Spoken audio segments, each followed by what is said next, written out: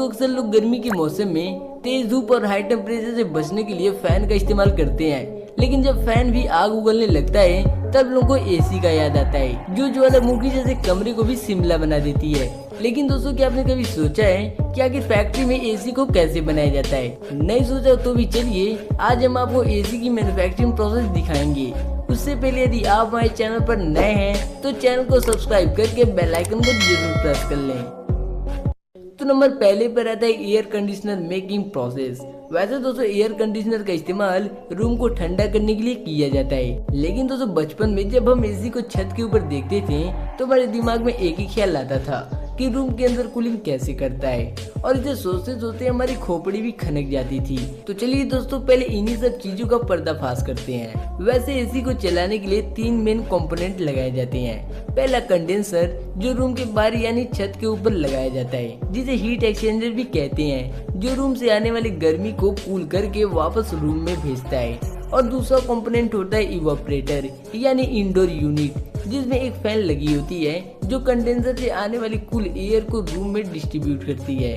और तीसरा कंपोनेंट होता है कंप्रेसर, जो रूम के हॉट एयर को कंडेंसर के पास भेजकर कूल एयर को वापस इवापोरेटर में भेजती है।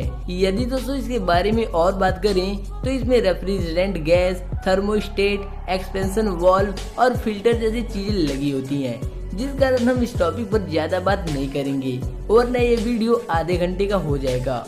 तो एसी को बनाने के लिए सबसे पहले इसके 3D मॉडल को कंप्यूटर में बनाकर स्टील शीट पर एसी बॉडी के अकॉर्डिंग पंचिंग करते हैं। फिर इन्हें छोटे छोटे पीस में काट कर बेंडिंग मशीन में डालकर बेंड करके एसी का साइड पैनल बनाते हैं। स्टील शीट पर दबाव देकर फ्रंट पैनल को बनाते हैं, जिससे एसी का हॉट एयर बाहर निकलता है। फिर एक स्टील शीट पर नट को वेल्डिंग करके बेंडिंग मशीन से बेंड करते हैं, जिससे एसी का कैबिनेट बनकर तैयार हो जाता है। अब सभी पार्ट को पेंटिंग रूम में भेजकर व्हाइट कलर स्प्रे करते हैं, जिससे बॉडी के सभी छोटे बड़े पार्ट बनकर तैयार हो जाते हैं। फिर फैन को बनाने के लिए मोल्डिंग मशीन में प्लास्टिक ग्रेन्यूल्स डालकर फैन को बाहर निकालते हैं, जिससे फैन बनकर तैयार हो जाता है। अब बारी आती है हॉट कॉइल यानी कंडेंसर में पड़ने वाली कॉइल रॉड को बनाने की। तो इसे बनाने की सफर स्टार्ट होती है कॉपर ट्यूब को एक फिक्स लेंथ में काटने से। फिर इन कॉपर ट्यूब को बेंडिंग मशीन में डालकर कंडेंसर ट्यूब का शेप देते हैं। अब एल्युमिनियम फॉइल का एक मोटा लेयर बनाकर उसमें कॉपर ट्यूब को डालते हैं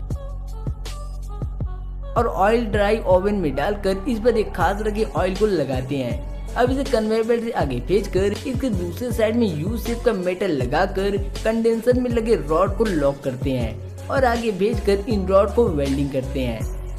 फिर इसका लीकेज टेस्टिंग करने के लिए इन्हें वाटर में डालकर कुछ समय बाद बाहर निकालते हैं। अब इसे फोल्डिंग मशीन में डालकर 2 लेयर में फोल्ड करते हैं, जिससे कंडेंसर कॉइल बनकर तैयार हो जाता है। फिर कंडेंसर को एसी बॉडी में असेंबल करके कंप्रेसर को लगाते हैं। फिर फैन को लगाने के लिए खास तरह के पार्ट को लगाकर कंप्रेसर में सभी जरूरी पार्ट को लगाते हैं। अब इनलेट और आउटलेट वॉल लगाकर नट से टाइटली कसते हैं। फिर कंप्रेसर पाइप के साथ कंडेंसर को वेल्डिंग करके क्रिटिकल पार्ट को स्कैन करते हैं और इसमें फैन लगाकर स्क्रू से टाइटली कसते हैं। अब इसके जरूरी पार्ट को स्क्रू से टाइटली कस के वेल्डिंग वाले पार्ट को वाटर से क्लीन करते हैं। फिर इसमें सर्किट बोर्ड असेंबल करके एसी का इंटरनल पार्ट तैयार कर लेते हैं। दोस्तों इसी सर्किट बोर्ड में capacitor, temperature sensor, power supply unit और रिले लगा होता है। अब एसी के फ्रंट पैनल पर कंपनी का स्टिकर लगाकर एसी के साथ अटैच करते हैं। फिर एसी के अंदर एयर प्रेशर देकर डस्ट वगैरह क्लीन करते हैं और सभी इंटरनल पार्ट को टाइटली कस के फैन का टेस्टिंग प्रोसेस करते हैं। अब साइड कवर लगाकर स्क्रू से टाइटली कसते हैं और लास्ट में बॉडी कवर लगाकर एसी को पूरी तरह तैयार कर लेते हैं। अब इन्हें कन्वेयर बेल्ट से आगे भेजकर एसी का टेस्टिंग प्रोसेस करते हैं, जहाँ अलग अलग वैल्यू के वोल्टेज देकर इसके कैपेसिटी को चेक करते हैं। फिर इसे दूसरे चैम्बर में भेजकर फैन की स्पीड को चेक करते हैं और इसका वाटरप्रूफ टेस्टिंग करने के लिए इस पर 180 डिग्री के एंगल से वाटर स्प्रे करते हैं। फिर इन्हें बॉक्स में पैक करके प्लास्टिक रूप से बांधते हैं और पॉलीथीन में पैक करके एसी को तैयार कर लेते हैं। अब इनका सर्कुलेशन और वाइब्रेशन टेस्टिंग करके इसे 1 फीट की हाइट से ड्रॉप करते हैं, जिससे इसकी मजबूती का पता चलता है और इस तरह से आपका आउटडोर यूनिट पूरी तरह बनकर तैयार हो जाता है। अब नंबर दूसरे पर आता है इंडोर यूनिट मेकिंग प्रोसेस। दोस्तों यही इंडोर यूनिट छत पर लगे आउटडोर यूनिट से ठंडा एयर लेकर रूम के अंदर डिस्ट्रीब्यूट करता है। तो इसे बनाने के लिए सबसे पहले इसके बॉडी को बनाया जाएगा। उसके लिए प्लास्टिक ग्रेन्यूल्स को मोल्डिंग मशीन में डालकर बॉडी का शेप देते हैं। फिर इसमें पड़ने वाले इवापोरेटर कॉइल को बनाने के लिए कॉपर रॉड को बेंडिंग मशीन से बेंड करके इवापोरेटर कॉइल का शेप देते हैं। अब सभी कॉइल को एक साथ वेल्डिंग करके स्टील कवर में अटैच करते हैं। फिर इनमें इनलेट और आउटलेट वॉल लगाकर कुछ इस तरह तैयार कर लेते हैं। दोस्तों इन्हीं वॉल की मदद से एसी में कोल्ड एयर आता है और हॉट एयर बाहर निकलता है। अब एसी की बॉडी में सर्किट लगाकर स्क्रू से टाइटली कसते हैं। अब बियरिंग के साथ ब्लोअर फैन लगाकर स्क्रू से टाइटली कसते हैं। फिर ब्लोअर फैन को इवापोरेटर कॉइल से कवर करके उसमें मोटर को लगाते हैं जो ब्लोअर को रोटेट करने में मदद करता है।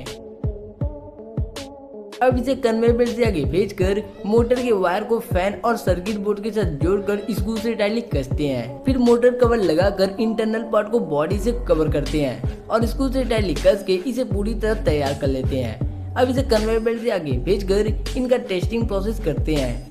फिर एसी को उल्टा करके इसके बेस पैनल का भी इंस्पेक्शन करते हैं जहां इनका इंफ्रारेड सिग्नल ट्रांसमिशन और इसके प्रोसेसिंग को चेक करते हैं और इसके फ्रंट पैनल में कंपनी का स्टिकर लगाकर लेजर मशीन से स्कैन करते हैं क्योंकि इस पर बारकोड भी दिया जाता है जिससे कंपनी फ्यूचर में आपके एसी